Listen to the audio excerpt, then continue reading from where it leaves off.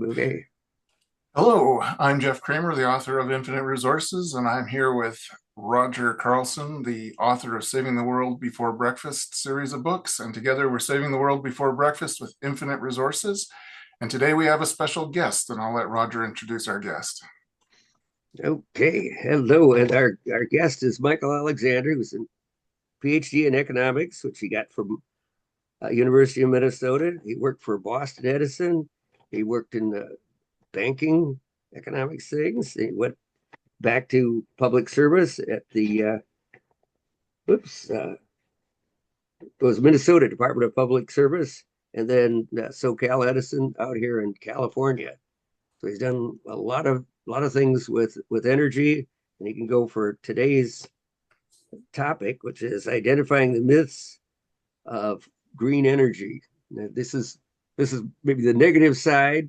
Hopefully, another time we'll get to the positive. But you can do some slams here, Michael. Go for it and enjoy. In the course of working in energy, I have seen a number of things that people focus on with blinders, so they're missing everything else. And as a result, there are things that we all know to be true that probably aren't. And certainly things that we don't even think about that we really need to. And if you want to stop the 5-year plan, which is as effective with energy as it is with Russian industry, we really need to stop just jumping at straws. Now, I'm going to start off, if I may, with the whole concept of greenhouse gases and greenhouse effect. Go ahead. Mhm. First thing you've got to realize is that many people know, because they've heard it, that carbon dioxide is a greenhouse gas. However, nobody seems to know why.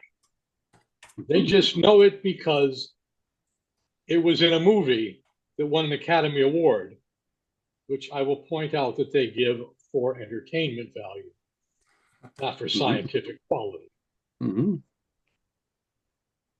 In fact, the greenhouse effect is much more complicated than people think.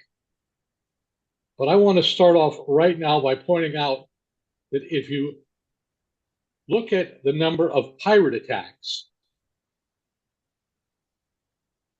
and compare that with the global warming, you'll find it's probably as good, if not better, a fit than the amount of greenhouse gas.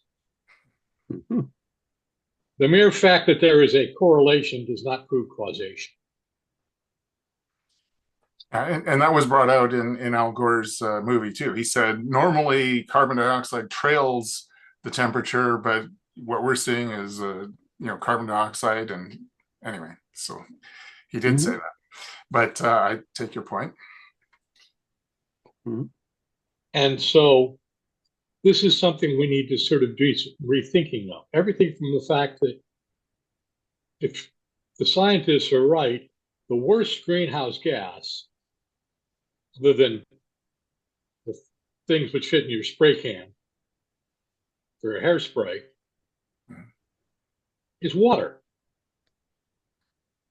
Mhm. So if people really want to decrease the amount of greenhouse gas, they need to stop watering their lawns. Yeah. And I think that the scientists would come back and say, well, we're talking about persistent greenhouse gases. Water vapor, lasts a few days in the atmosphere and then it precipitates out. If you keep putting it in, it lasts. But I want people to sort of just to get their thinking to change. If sunlight bounces off of the greenhouse layer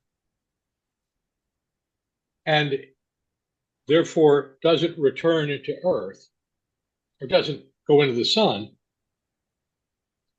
they've got to answer the interesting question, how does the sunlight, how does the heat get through the greenhouse layer in the first place? If the greenhouse layer decreases the amount of infrared heat radiation by X%,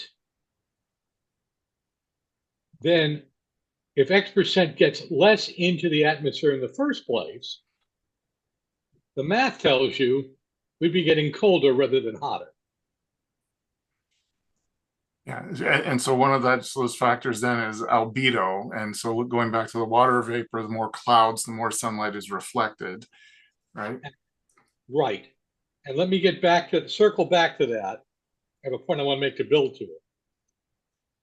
If you look at the effectiveness or the heat through turbidity, which should occur as a result of greenhouse gases, you will discover global temperatures are rising much faster than the models explain. What scientists do when they see this happening is they double down. They don't admit there's a problem with their models. They just say, oh, well, we're really, really right. And that is bad science. Now, back before an Inconvenient Truth came out, I worked in natural gas regulation. And we were looking at the rising temperatures.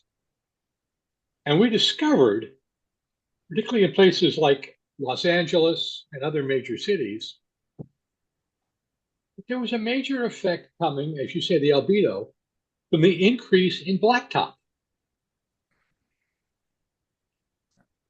And scientists finally have started to say that one of the reasons why the heat is rising faster, the temperatures are rising faster, is because for some reason they can't understand clouds are occurring at a lower level, changing the Earth's albedo. So the whole concept of we know it's greenhouse gases, when we don't know why, when our models don't work, is doubling down on our ignorance, and it's not necessarily going to lead to a solution to problems. And this is something which concerns me greatly. Now, one of the things which happens, because I'm not just a denier, folks. There's extra science here. In a greenhouse, in an actual greenhouse, what happens is the sunlight comes in, it changes the frequency. And at a different frequency, it's harder for it to get out or easier for bounce back than it was for it to get in the first place. So that's, in theory, part of the greenhouse effect. Now, you know what significantly changes the wavelength of the light, which is bouncing back? Solar panels. Yeah. I remember in graduate school, my teacher wanted to really tell us that solar panels were an absolute necessity. And then when I asked him the question about the frequency shift, he went, "You're not supposed to ask that question." One of many classes where I think my grade was adversely affected by the fact that I realized there was nonsense that I was being taught instead of parroting it back. Which is also, by the way, the same phenomenon that affects the ability of scientists who don't just believe in the greenhouse effect for greenhouse gases. It makes it hard for them to get research money. Because regardless of what they want to tell you, research money is a highly political reality. So that's the first thing I want to say about. Now I'm going to go on and talk about solar panels ourselves in a whole different problem. And that problem is that solar panels are made with heavy metals. And as a result, the solar panels, which we're looking at to reduce greenhouse gases, are increasing the pollution level, the danger in our water supply.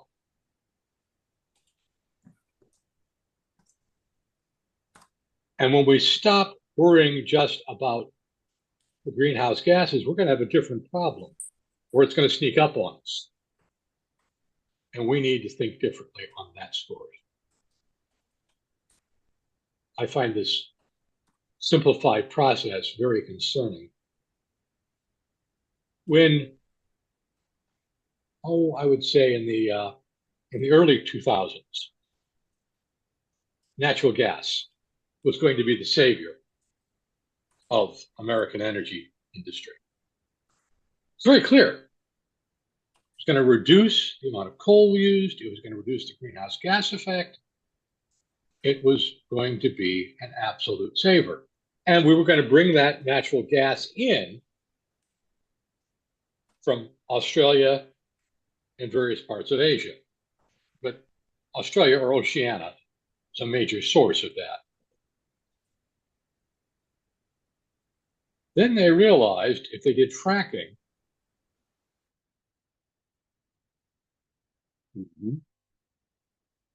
importers.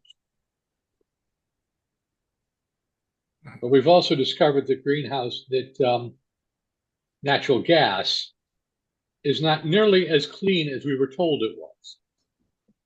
And all of the money that we put into getting greenhouse gas reduced by building and using natural gas, we're now realizing that was a mistake.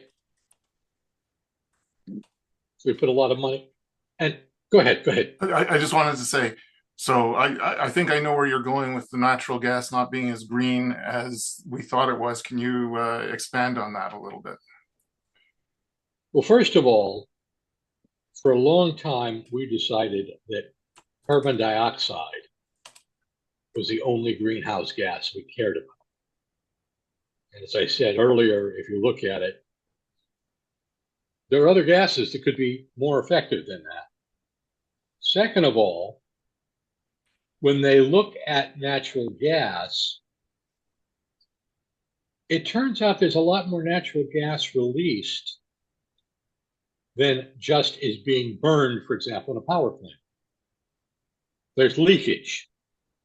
In many cases, there's flaring because of the dangers that come from some of the other stuff. Now I think they're getting carried away with some of this stuff, but I have to mention it.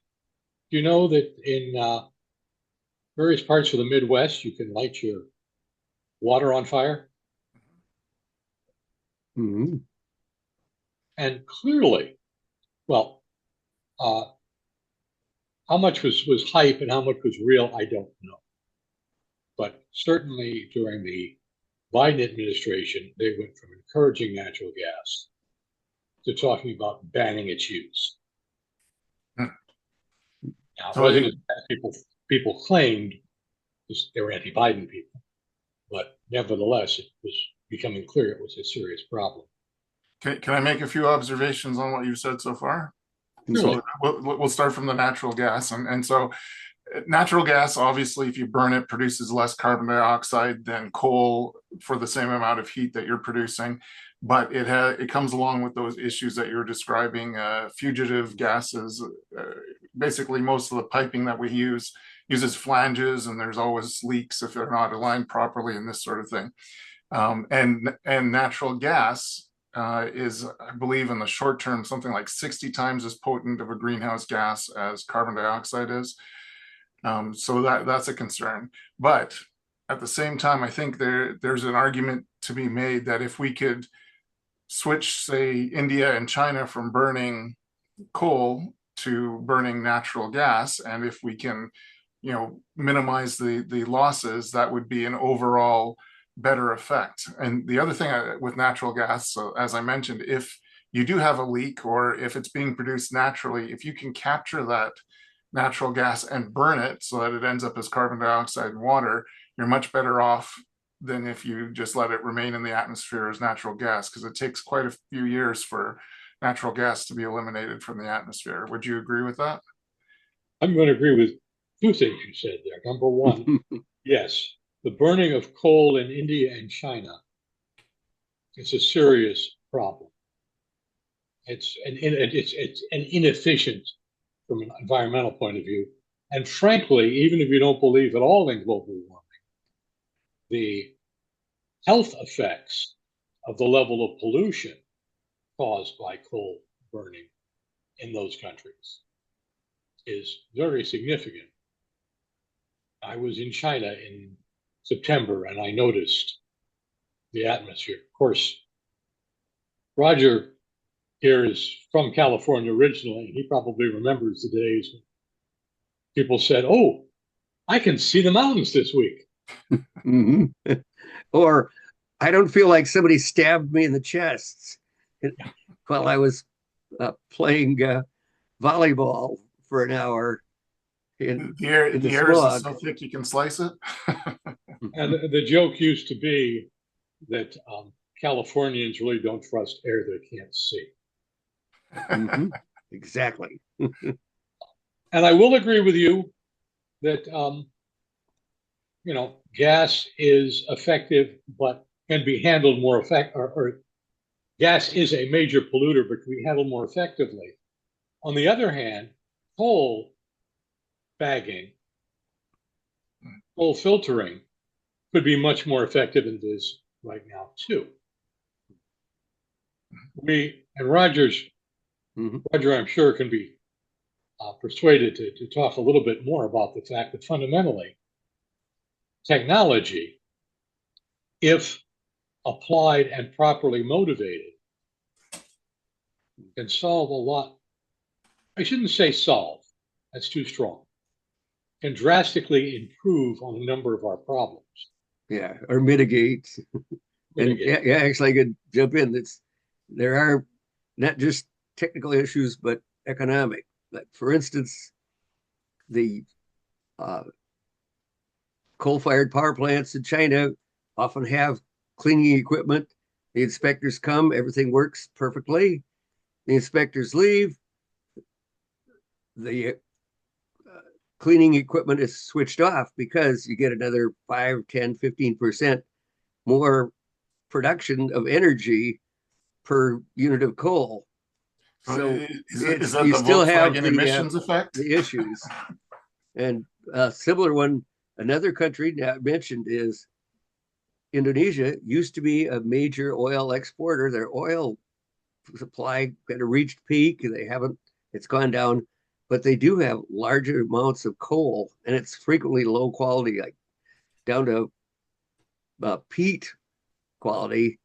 And that is something that they've they've had coal fire underground peat fires and coal fires underground going to the point where the Earth's carbon dioxide production, a good fraction of it, in some years has been Indonesia, and likewise countries in India mentioned, Africa. They want to do uh, more coal production, but it's been stymied so far by the major donors. Like, no, we're not going to help you build new coal power plants. And those countries say, but you built your industry on coal. Why can't we? Is it we're just poor colored people and we don't get to do it, but you got to do it? So it's yeah, hostilities build up there. People think of it as neo-colonialism. Yeah. Yeah, that's it's definitely a double standard, and that's the argument, of course, that China has. And to be fair, in terms of their plan, now I got to give the Chinese credit in terms of the Russians started their 5-year plans and did central planning, but the Chinese actually seem to be making it work with, if you look at things like high-speed rail and say, compare it to what's going on with high-speed rail in California, for instance. Yeah. Well, anything's better than California's high-speed rail. Well, and we have the same issue between Alberta and Calgary. In Alberta, between Calgary and Edmonton, there's supposed to be a high-speed rail, and they've been talking about it since the 80s. So, but no money's been really spent unlike in California, where quite a bit has been spent. But my point being that the Chinese plan is we're going to industrialize first, become an economic superpower, and then we'll apply the clean technologies. And to their credit, not only are they producing more solar panels and wind turbines, they've got the most installed. Like I think they've got like 5 or 6 times the installed renewables that the United States has, for instance, on a yearly basis. But of course, they're building these coal plants designed for 30 years, and then when the 30 years is up, they're supposed to take them out of service and switch on to the renewables. Well, if they don't do better than the United States did with decommissioning nuclear, I wouldn't be too optimistic. We have decommissioned, we have seen nuclear plants reach their life and then expanded them, and then reached their life and expanded them because we figured out ways to keep them going. And so China has a plan which involves a retirement. But that is not something which I would necessarily count on them doing. And again, as I say, with respect to some of these renewables, you've got heavy metal problems coming down the pipe. You've got, it's not a quick fix world. And if we just say renewables solves the problem, it doesn't. There are a number of places where that can become a challenge. But we've got to start thinking about what's the next problem we're going to catch. Mm-hmm. And so I guess it comes down to also what kind of renewables. Like, for instance, in Canada, 60% of our electricity is produced by hydropower, another 15% by nuclear energy, and about 1 or 2% I think are wind and 1% solar or something along those lines. So we still got in the provinces of Alberta and Saskatchewan primarily, we still got an awful lot of old, fossil fuel technologies, and we've converted our coal plants now to methane, natural gas. So it's a little bit cleaner in that respect, but we still have a ways to go if we want to become carbon neutral.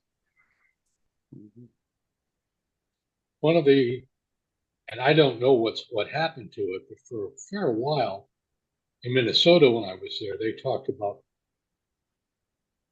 poplars, fast-growing poplar trees. The theory being that they had to sequester all that carbon in the first place. And so if it generated carbon in the burning, it was carbon it had already absorbed, so the net. Yeah, and presumably some of the roots would still be there for decades or even centuries, and so that would do a little bit more. On the other hand, that's less corn growing or less millet or barley.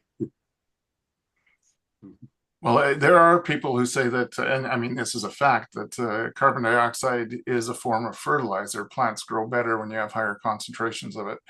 And we have seen, as the concentration of carbon dioxide has increased, that more areas are getting greener. So there was a big concern that, the Sahel, south of the Sahara, was going to just all turn into desert. Well, it's partly because people are actively fighting it, but I think also partly because there's more carbon dioxide in the air. It's actually greening in that area. Same thing with on the borders of the deserts in China and the United States, because of a a lot of agricultural land is going fallow and returning to forested areas. Similarly, has seen quite a bit of greening in the east, particularly. Mhm. Let's see. Yeah, Meanwhile, we may have uh, uh, got you off track. So if you want to continue on, Michael. no, no, it's a good discussion. It's a good discussion point. Yeah. One of the things with after 9/11, you might remember they grounded all commercial airplanes for I think it was 3 days. And what they found was the air temperature during the day increased. And I can't remember if it was by 1 degree on average or if it was 3 degrees or something. But they found at night, because there wasn't the water vapor in the air from all the contrails, it cooled off by that same amount. So it basically stayed in balance. It's just that the temperatures were more extreme in both directions. Mhm. Yeah. Oh, when I'd add my thing on the side is talking about greenhouse effects, dust. From my hobby horse to ride it on is that a drying planet, which has been done in various ways by farmers draining swamps and lakes so they could grow more, straightening rivers, and so it's a known phenomenon that when the uh, Euro Americans came in, North America got a lot dustier, and the dust increases warmth because it. Speaking of the effect on the ground, the dust that's there is, and the bare ground absorbs sunlight more, and the dust in the mountains melts the snow off faster. So you have a drier, again, you're drier even more so because the snow melts earlier in the spring, runs away, leaving bare ground. You have worse places for dust to come, going all the way. Sometimes we know about the Sahara dust going to all the way to North America, but sometimes North American dust now goes elsewhere, including Greenland, and that's part of the thing making Greenland melt a little faster. So that would be another way to deal with it. That if you can keep more moisture up there, you can produce more crops, and you have less dust, which would be causing warming.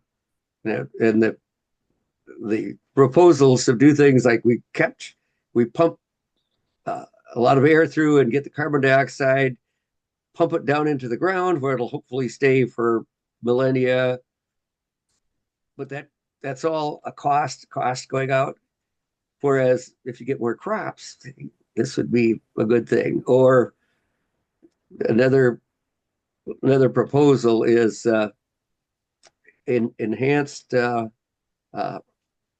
rock conversion, and it's of course the expense is you got to collect basalts and serpentines and things which are oxides of silicon, iron, little potassium. These are all good things for the ground. They got some big milling machines, and then you have to transport it out, put it on the soil. In a lot of places, that will increase your production for decades into the future, because a lot of these places have lost their key nutrients, and they've got to be fertilized some more to get it back. So that would be a way for dealing with issues. Yeah, and I I like think it comes the down thing to Yes. about dust. I'd like you to explain to my wife why it's a good thing. And maybe she'll let me out of some of the housework. but About the yeah, dust. about the dust. Yeah. The dust in the house, goodness gracious, global warming. It's that might be a tough one to sell to the wife. So I know here in Alberta, we do a lot of research into carbon capture and sequestration because we have quite a bit of the geology below us is like ancient coral reefs and stuff. So we're really good for trapping gas. But my understanding is there haven't been any projects that have really been cost effective, even though we've got the best geology for it. And it's a very expensive process to begin with. So unless you have a concentrated source of carbon dioxide, you can separate it from the air easily. It's not, Mhm. probably not even worth looking at. So Michael, we've heard now that you think that solar panels are bad for the environment because of the heat that they generate, and definitely in the desert where they have these panels, it's increased the temperature, the local temperature significantly, and because of the heavy metal content, basically getting washed into the environment. Um, we haven't talked about wind power. But and we've also talked about coal being a problem and problems with natural gas. So what kind of solution would you put forward? Because of course we are an energy hungry world. One of the things which we don't talk about enough, as far as I'm concerned, is being less energy hungry. Mhm. There's a whole bunch of efficiency. Oh, I have a problem here. I'm using my earbuds as a speaker, and I've just got message that my battery is low, so I hope I won't disappear on you. Oh, if you disappear or if But you go mute, we'll know why.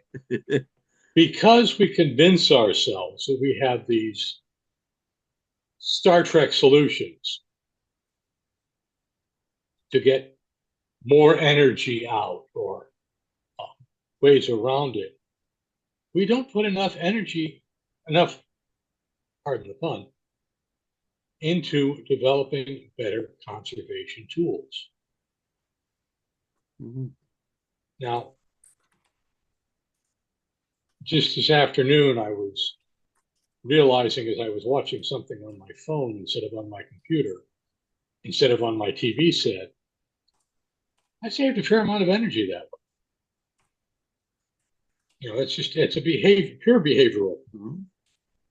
Um, do people drive more than they need to? Well, of course they do. You know, Mhm. do how many rooms in the average house are bright enough you could perform surgery? Now, Mhm. being fair, lighting is not the major problem, but energy conservation, I think, is a major underutilized research. I do happen to believe there's a lot to be said for solar, not for solar, I'm sorry, a lot to be said for wind. There's a lot to be said for OTEC, ocean technology. There's a problem with getting the energy to where it's needed, however. We live in California. We have lovely surfing water. So if you float a set of generators that just go like this with the waves and generate electricity each time they move that way, that's a major potential piece of energy, which works real well locally, but it's hard to get that energy all the way out to Kansas to work from there. Mhm. But that's something we should be looking at, I think, a little bit more carefully. As I say, wind, I think we need to look at. Uh, we need to be careful also with um, water, dams, and hydro. And there are problems which occur. I think Canada has problems just with the native. I'm sorry, Canada has a different euphemism. Indigenous? Indigenous nations, First Nations. Yes. But there are problems there. There are problems with fisheries, and there are serious places out here in the Pacific Northwest where we are using dams inefficiently and stirring up some of the heavy metals because of the need to spill the water or not spill the water because of fish. And I think building differently to handle that would be useful. Now, in at least California, and I think it's wider than that, hydropower is not considered to be a renewable energy source, a new renewable energy source, if it's from a big water source. So if you increase the size of the Hoover Dam, you get no credit for increased renewables. You have to use small streams and whatever. The reason for that is it's not the size of the dam that matters there, it's the flow of the water. Yeah, but I mean, the law, if they generate more electricity that way, you don't get credit. Now there are reasons why that may be viable or may be appropriate. Part of it is the long-term water spill. Part of it is the fishery effects. But I haven't heard any evidence people are talking about that. And again, my real point is we need to start looking at these and having these conversations at a deeper level, not just the superficial fast level. Okay. So two of the technologies that we've talked about, coal and nuclear, one of the stats I heard was that coal plants actually release more radioactive material than nuclear plants do, and have far more deaths because of the pollution associated with them. And that in terms of all the forms of energy, nuclear causes the least amount of deaths, even with the accidents we've had. I've seen the same statistic, yes. So then you're in favor of nuclear? I think nuclear has a lot going for it. I really do. I think the primary weakness with nuclear right now is the spent fuel. Mm-hmm. And part of that happened, the United States got into a major mess with the tribal agreements. They charged every nuclear facility in the nation to build the Yucca Mountain storage facility. And then they didn't build it. They didn't give any of the money back.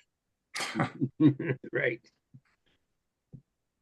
But it arguably would have been a very effective way to handle spent fuel.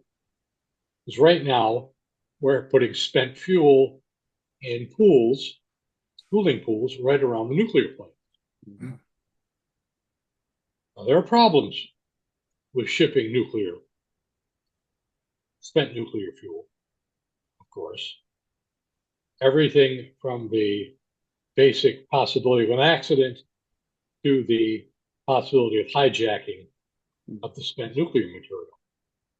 I don't want to go oversimplify, but there are a number of places, a number of salt domes that exist right now that could also be used to cover, to slow down the nuclear release. And one of the studies which came out 40 years ago, and I'm suspicious of studies, but one of the studies said that if you actually look at the release of radiation from nuclear fuel that's being used and then stored properly versus the release from the stuff just lying around on the ground, we actually decrease the amount of nuclear radiation by using it. That makes some sense to me. In Saskatchewan, we have a place where a lot of uranium was mined. It's called Uranium City up on Lake Athabasca. And the natural radioactivity in that area is pretty high. And so if you're able to, take some of that away, all the better. Mm-hmm. I would point out to your listeners that one of the worst spots for radioactivity in the United States on an everyday basis is Grand Central Station. Because of the granite. because of all that for granted, exactly. But I think there's a lot to be said for it. I think it certainly solves a lot of needs. One thing that's happening now is the amount of energy which artificial intelligence is using has become, at this point, a major demand source. And it is my understanding that Meta and some of the others are actually looking at getting involved in nuclear plants just to run their their artificial intelligence. Yeah, well, Microsoft has already extended the life of 3 Mile Island for that purpose, right? Yes. Or restarted the one good reactor. I think there's two reactors, and one had its partial meltdown, and one operated up until about 2019, and then they said, well, it's it's not as cost effective compared with wind and solar, which were subsidized heavily, and so it was shut down. But it's just the expense of firing it back up, checking the wiring, adding some new fuses, and so on. Yeah.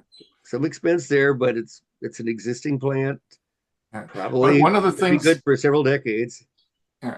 One of the things that nuclear has opposed to it, of course, is a lot of people saying not in my backyard. And so you had already mentioned that we're taking existing sites and adding new reactors to them. And I think a large part of that is because the site's are already zoned for nuclear energy, and so you don't have to apply for a new one. My understanding is that it takes something like 18 years from the time that a nuclear plant is proposed to the time it's actually built. Mm-hmm. Which is a ridiculous amount of time considering how effective a form of energy that it is. I think they are making improvements in that, but yeah, it's still bad. Now I got a story I got to tell here. Okay. It's off topic, but it's one of my favorites. When I left school, I had a number of friends who were true ecology nuts, some of whom chained themselves to the chain link fences around nuclear plants. The first thing they discovered was, quite frankly, if you chain yourself for long enough, you have problems with needs to go to the bathroom. Yeah, indeed. But they didn't really stop any plants. People just took bolt cutters and cut them down and dragged them off to jail. Now, my first job was working for Boston Edison, which had a nuclear facility. And they gave me a really hard time about selling out for the establishment and ruining the ecology and everything else. So while they were chained and in pain, I was asked by Boston Edison to look at the economic efficiency of the nuclear plant they were in the middle of building. I was able to show them that at the time, there was no profit to be held by building that nuclear power plant. So my friends chained themselves to fences and went to jail and didn't have any effect. I stopped a nuclear plant and got paid for it. There's the guy, and got paid for it. I like your method a lot better. I think the process, and I like it too, and I like it not just for the bragging rights and all. Mm-hmm. I think those environmental groups, which really look at the economics and not just yell at are really the ones which are most effective, and also, the ones that do the most good on that. Well, I Yeah. think there are some environmental groups that are coming around and saying that they are starting to be in favor of nuclear power. And like in Germany, they've gone to, they using Russian gas that they're trying to get off of. And of course, the pipelines got blown up and stuff. So instead of going back to nuclear, they've gone to the dirtiest lignite coal that they can burn. And because they have it, of course, it's available. But you would think that in a country that's supposedly environmentally conscious, that they would go to nuclear instead of coal in that situation. Well, let me remind you of something which is very important. So I can talk about having been in the electric world. Nuclear is very good for baseline generation, but depending upon the surroundings, everything else, there can be some significant peaks in the use of electricity. When I was in Minnesota, we discovered that you could count on the energy use being highest at 3 o'clock in the afternoon. Everybody had their setback thermostats. And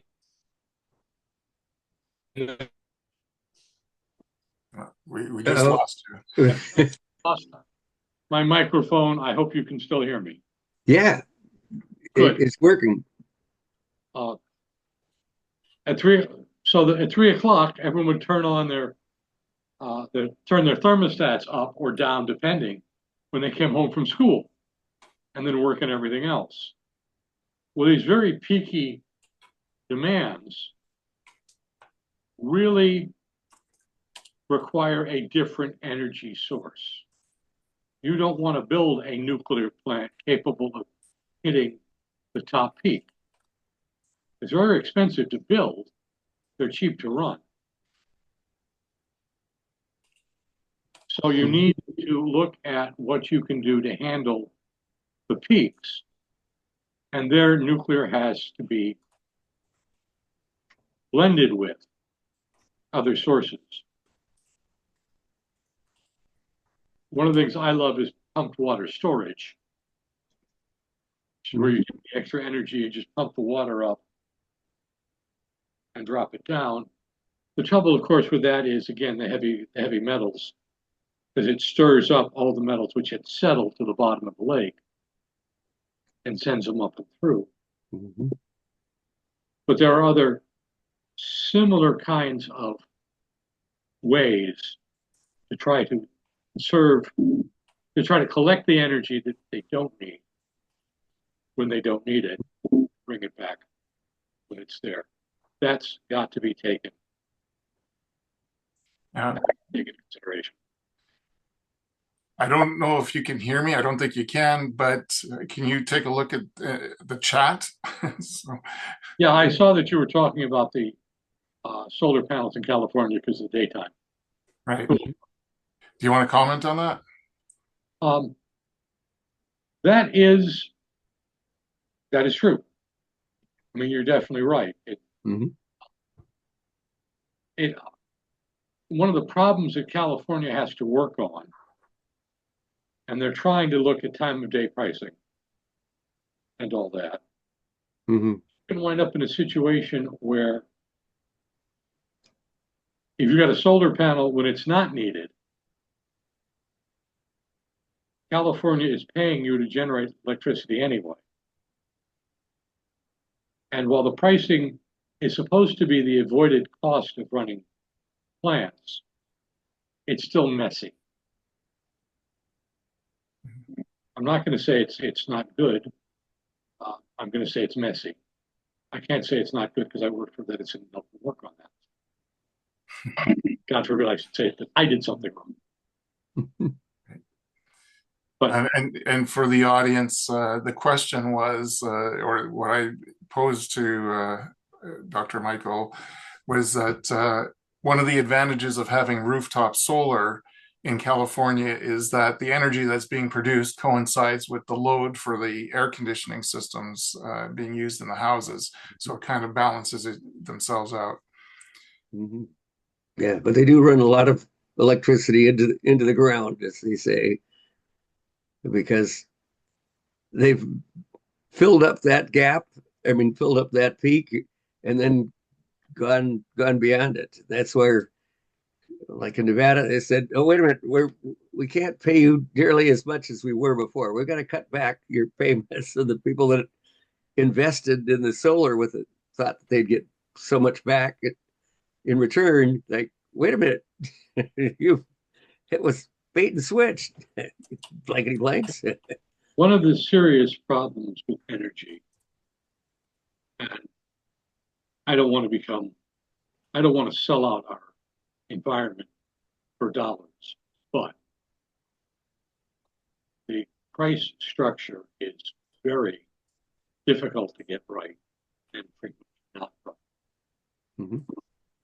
California energy prices are as high as they are in part because the commission has made them go to renewable resources. Mm-hmm. But in a very Machiavellian way, they've just blamed the utilities for incredible rising prices without admitting that they're the ones responsible. Mm-hmm. Now, with that, I've got to tell you, as economists, I know that people are often short-sighted to that station too. And there's a lot of Yeah, and people get angry, and likewise in Britain when they faced in Germany they faced Dunkelflaute when it's calm, low wind, and cloudy, which is suddenly the wind and solar are not doing the job. It's if people didn't follow that merely before, it's like, well, it's a little less wind, but if your power is coming from that, this is suddenly like, maybe we need really good records, and well, turns out we're in trouble. And Yeah, Germany's not especially great for solar energy, and wind isn't always reliable there too. So I made a note for Dr. Alexander that since we're having technical difficulties with his microphone or his headphones and he can't really hear us, maybe we should use this as an opportunity to make some concluding remarks. Jeff, with all due respect, and I don't want to get you guys to go too long. My earphones went out, but I'm now able to use the speaker. I really needed. Okay. Sorry, I didn't realize you could hear us. I needed that for the microphone. Okay. My microphone tends to be echoey, but we're also an hour into this whole thing, so probably.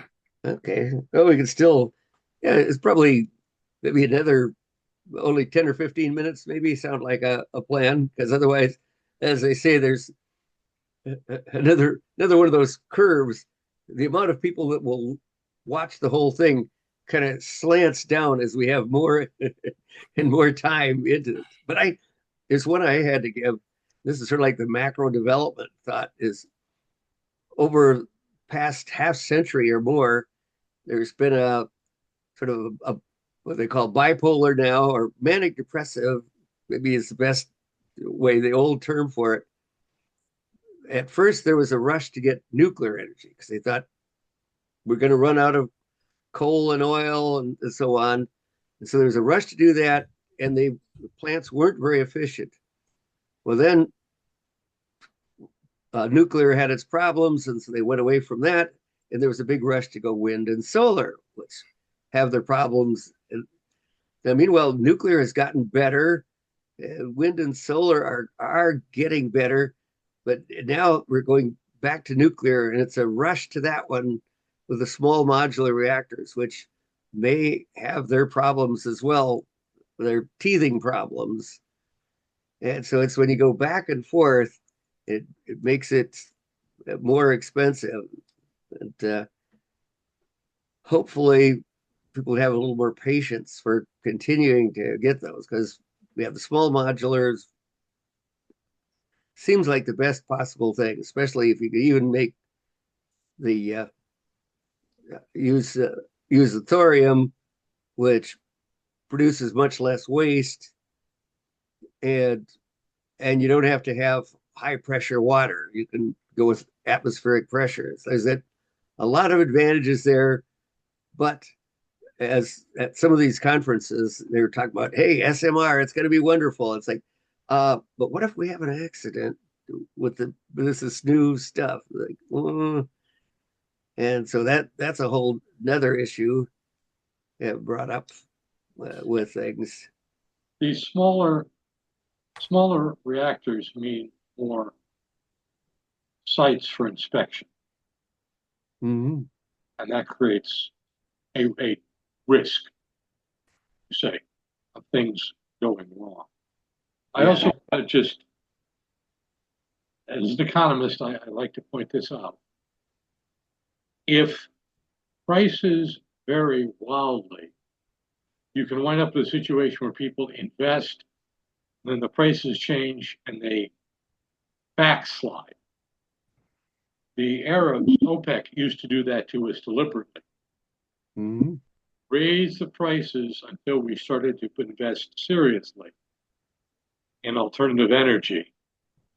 And then they would drop them and they'd watch us lose everything we'd already done. Mm-hmm. It's a very calculated and effective technique. I Mm-hmm. believe, therefore, that as we look at alternatives, we need to commit to seeing them through. Because again, as I said, tend to do things off concentrated and short-sighted as opposed to taking them long. Mm-hmm. Yeah. Do you have any comments on the Crescent Dunes plant announced shutdown? And you were talking about higher electricity prices in California. I think my understanding is a large part of that reason was because of buying expensive energy from Crescent Dunes. I'm going to be honest, that one I don't know enough to comment. Okay. Mm-hmm. Fair enough. Are you familiar with any particular micronuclear? Now, my take on micronuclear is I think it's fantastic, but ideally, as Roger was saying, it would use thorium or some material that can't be turned into a weapons grade material or dirty bomb or something like that. And thorium seems to be a good choice for that. I recently saw a presentation about Westinghouse's eVinci reactors, and they were being proposed for use in northern communities to get off of diesel. Any comments on that? Not really per se, except that I think, well, particularly you talk about northern communities, I think the ability to place the reactors, to place the distributed generation in general, is a much more efficient way to produce electricity or other energy. Mm-hmm. There are line losses which are significant. There is, well, we have terrific problems here in California, which is the fires come from the lines which have to go through somewhere. And so if you can get something which is smaller, properly sized, and doesn't have those kinds of losses, that's a good thing. I would agree with that. Are you familiar with the technology that I write about in my book? I'll get into.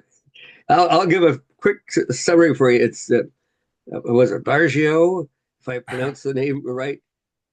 Took it in polar areas. You have ocean water, which never gets any colder than about 32 degrees Fahrenheit, and polar winters can be minus 50 or minus 60.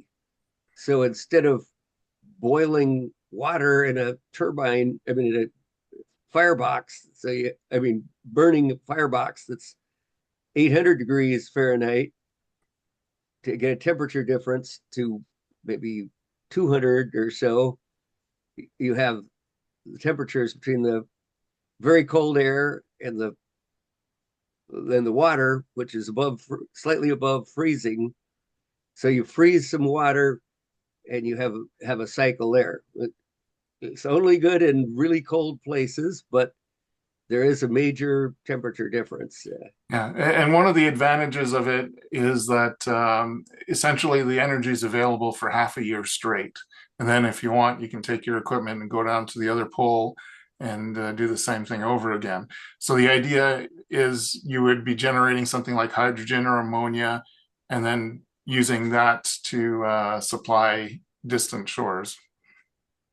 That's a good approach, and that's why I talked about the storage. Yeah. Absolutely. And we haven't really mentioned in general the whole geothermal production, which works real well in places like Iceland Or the geysers. or the geysers. But that's an energy source which we certainly could look at more fully. Yeah. It's just, I mean, it seems to me that the whole concept of thermocouple has not been explored as fully as I believe it should be. Mm-hmm. Now, the negative factor from my side is people worried about getting more earthquakes from fracking. It's hydrofracturing of gas deposits in thin layers and whatnot. But the geothermal energy is deeper and larger amounts of fluids moving. So we could have bigger earthquakes than from fracking. So you have another environmental issue there. Well, imagine if you could tap Yellowstone to the point where you would prevent the next major eruption. I mean, or any of the major volcanoes. I mean, that would be quite an achievement, and you get a lot of energy out of that. However, maybe as we were saying about finishing up, the polar ocean thermal and geothermal might be topic for next time, because we had a lot of fun here, and this would be a good time to say thanks. This is like at a half hour's notice. Hey, what would you like to talk about? And Michael came up with these. So hey, if we could do this again every now and then, I would like to get some more people as well on other topics. But hey, well, I think we could declare victory here for tonight. And we've got our basically about, as we'd started about 5 or 10 minutes after, so we're less than an hour, maybe about 50 minutes. So it's like, hey, I think we're doing good. Yeah. Well, it's been a pleasure having you, Michael, and I thank you for your insights today. Yeah. Thank you for having me. We'll be on it again, and I can switch off the recording, or well, maybe I won't take a chance of that. We'll just switch off and talk to you later about it. And thanks, and I'll put it on the Facebook for a check, and then hopefully everybody's happy with it. We can become more famous. Let's talk about energy. Okay. All right. So talk to you in the next few days. Good night. Good night.